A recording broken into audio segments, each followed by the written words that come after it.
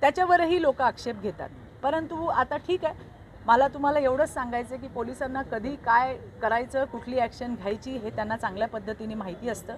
सगळ्यात महत्त्वाचं म्हणजे समाजामध्ये शांती प्रस्थापित करणे हे पोलिसांचं मुख्य कर्तव्य आहे आणि ते त्या पद्धतीने करतात. वसईतल्या महिला कितपत सुरक्षित आहे या विचार करायला लावणारी गोष्ट की याच्या एका तलाठ्याने देखील एका महिलेवर अशाच प्रकारे अत्याचार केला होता.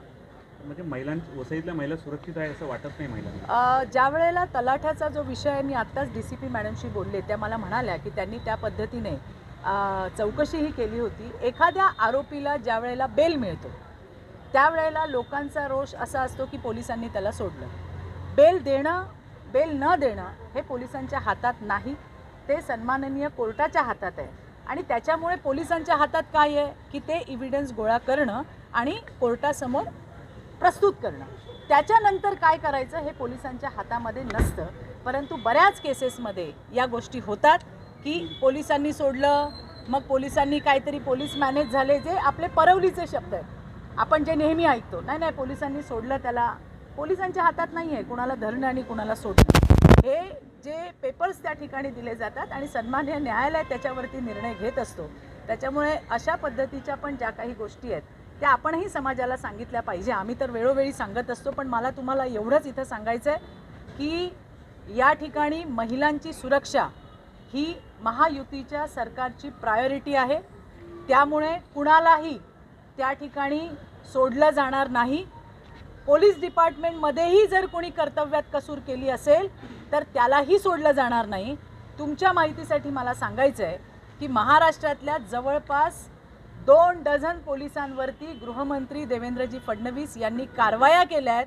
फक्त कारण एवढं होतं की महिलांवरती झालेल्या अत्याचाराच्या घटनांमध्ये कुठेतरी कर्तव्यात कसूर केली.